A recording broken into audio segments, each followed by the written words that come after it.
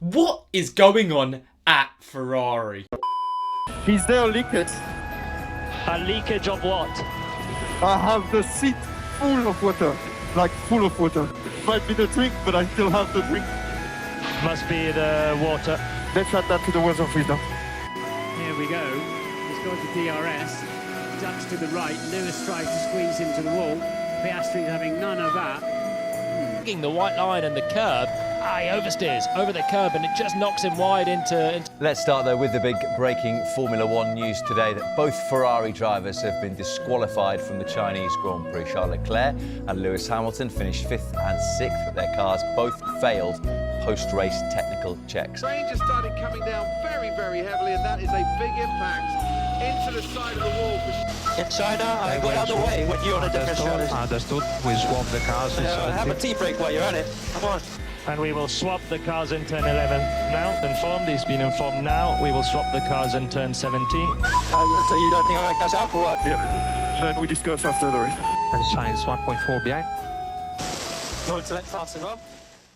From second in the Constructors' Championship in 2024, to then a whole new design coming into 2025, to then getting the best driver pairing on the grid, to then nothing. Ferrari has successfully edged the entire F1 community, and I'm not happy.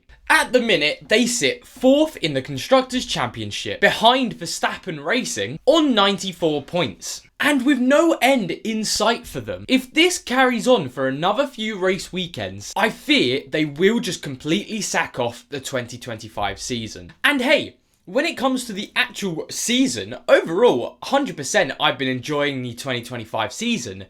However, the further we get into it, it's very much become a 2-horse race with Verstappen holding on for dear life. But I was promised Ferrari's involvement in the championship. And it was going to be one of the spiciest things ever. McLaren versus Ferrari, back at it again with Verstappen in the mix. Potentially a 5-way battle for the championship. And now they are just nowhere. So for now, I want to go over Ferrari's season so far and see exactly just what has gone wrong.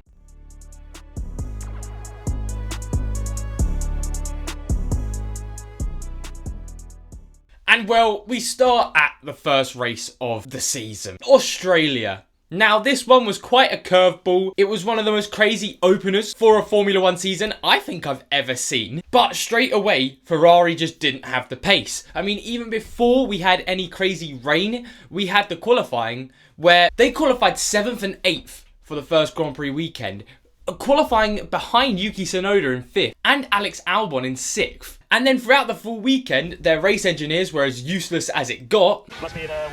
They then somehow ended up being on hard tyres when it was pouring down with rain, meaning they dropped even further back in the grid from where they started, and then they finished the first race of the season in 8th and 10th. And to put more salt into the wound, they were also behind Williams in the championship. After the first race of the season, Ferrari sat 6th in the Constructors' Championship. And it wouldn't get much better from here. And I mean, hey, the only real pro I can get from this situation is they both survived.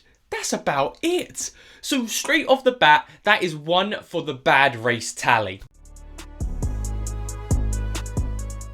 Now, I can say China actually had a few glimpses of what we would come to see sometimes at some certain tracks with Ferrari's pace. I mean, hey, they got a race win around here on the sprint race. I think it took everyone by quite surprise that Lewis Hamilton put it on pole and ended up winning the sprint race. It was magical to see Ferrari. Everyone thought maybe Ferrari were back at it a little bit more than what they showed in Australia. And then they also managed 5th and 6th in the actual race, which compared to Australia was still such a big difference that looked actually half okay until it wasn't. At the end of the day, they were still miles off the McLarens. It should have been them fighting in the Constructors' Championship. And to put more salt into the wound, they got double DSQ. They didn't even finish that race, with Leclerc's car being underweight and Lewis Hamilton having too much wear to his skid block.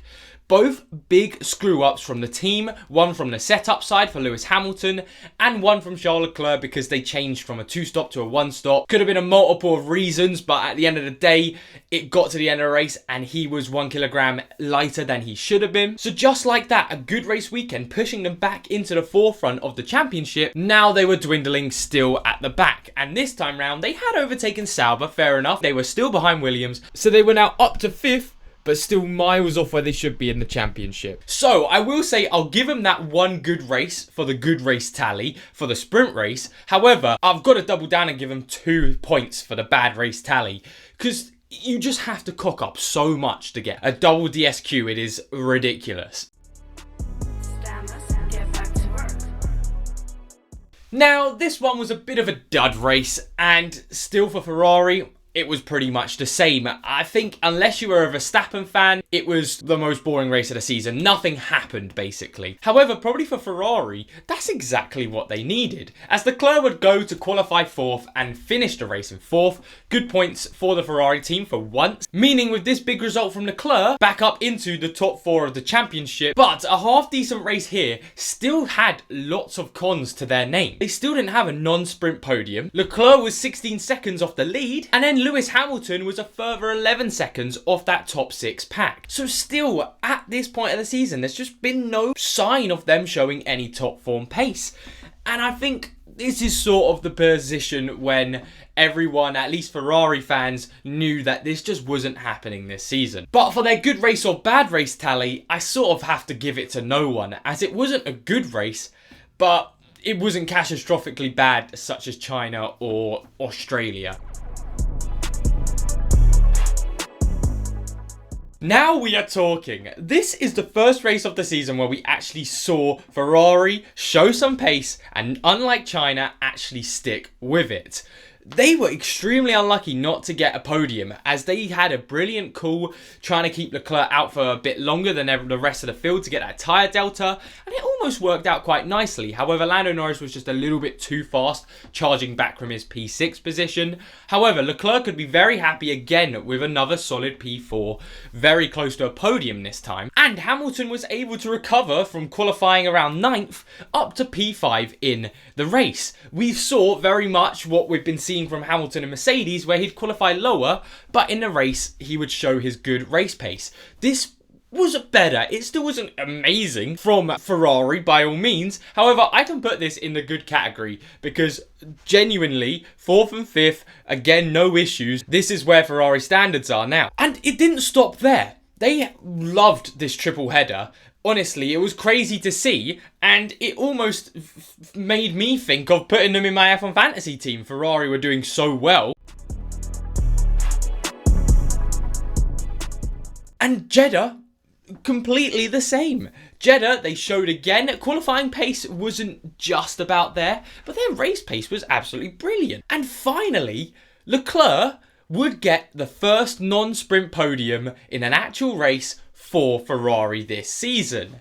Now again, people would say it was a little bit lucky because Lando Norris crashed out in Q3 starting 10th. However, in F1 there's always going to be an element of luck, and Leclerc, guess what, he didn't crash in Q3, meaning he had this opportunity, kept his composure and managed to do it. So Ferrari got a podium, but it wasn't all sunshine and rainbows, as Lewis Hamilton was still trundling around P7, and because of just how bad their season had started, they were still quite far behind Mercedes and Red Bull. But again, we can give that another good race. Bahrain and Jeddah, decent races for Ferrari. However, it would end there pretty abruptly, as you all know why I'm making this video, and it's because of what we've seen in Miami the weekend prior. Oh my god, what were Ferrari doing that whole weekend? After gaining all of this momentum coming into this standalone race before the next triple header coming into Imola, I just don't know what happened to their car. In Miami, Ferrari managed to be the 5th fastest car, yep, behind Williams on pace, 6th and 7th in the sprint quali. Leclerc crashed out before the sprint started, 8th and 12th in the actual qualifying, again, behind both Williams. Terrible inter-team battles, which basically badly affected both of their races, not letting Hamilton pass Leclerc quick enough on the team orders, and then again, if they were going to do it again, not letting Leclerc back ahead of Hamilton quick enough, basically both damaging their tyres beyond repair. Hamilton finally has had enough of this team already, and it's only been 6 Grand Prix weekends, and again, just like they qualified, they ended behind a Williams. Now, they did actually beat Carlos Sainz. However, Alex Albon still able to beat them in the race. And when I look at this full weekend on a Ferrari perspective, the only good thing that happened from that race was that one good team call in the sprint race to put Hamilton onto the dry tyres quicker than most of the rest of the field, which then meant he was able to get up to P3 before the safety car, and it looked very good from him there. However, if it wasn't for that, he was already complaining about the car just not really being there for him. He didn't have any pace.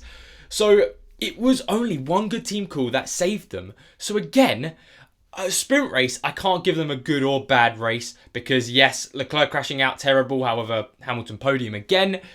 And then the actual race, terrible once again. This is not what we're expecting from Ferrari.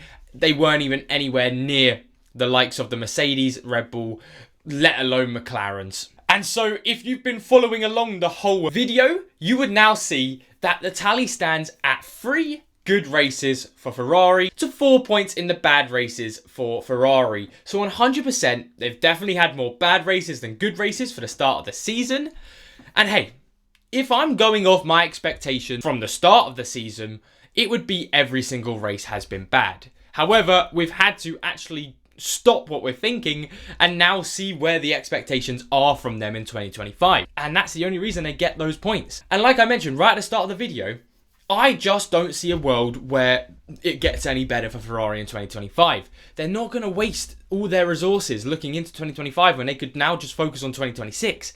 They've got such a gap to the likes of Williams. It's already 60 odd points. So unless Williams continued massive development into the 2025 season, they wouldn't get caught up. They're not even ahead of Red Bull. They're nowhere near Mercedes and no one's near McLaren. So I very much do think if it doesn't turn around in the next 2-3 race weekends consistently, their season's done. However, I will say a few nice things about Ferrari in this video because I have just pooped on them the entire video. And I will say their pit stops have been immaculate. They have by far had the best pit stop crew in F1 in 2025.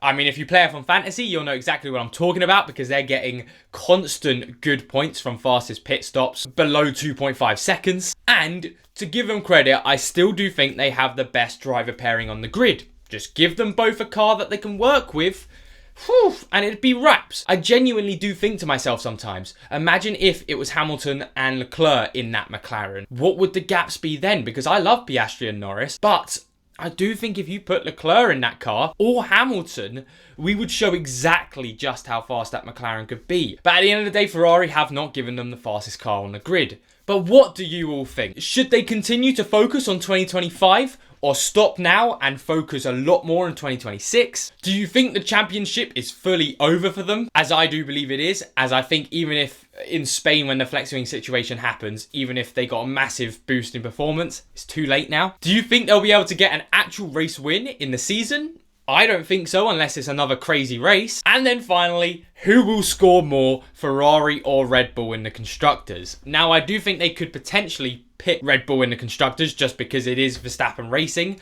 And eventually, if they just continue getting 5th and 6th, and Verstappen's getting 1st, 2nd, 3rd, 4th or whatever, it'll be tight, but I think they'll just about be able to do it. But anyway, all I know is, like I've been saying this whole video, we came into this season believing that Ferrari would be title contenders, battling with Ferrari and McLaren. It was going to be glorious, and all they actually did was put some glitter on a poo and call it a day. Thank you very much for watching. I will be back on Friday. Hope you all have a great rest of your week. Take care.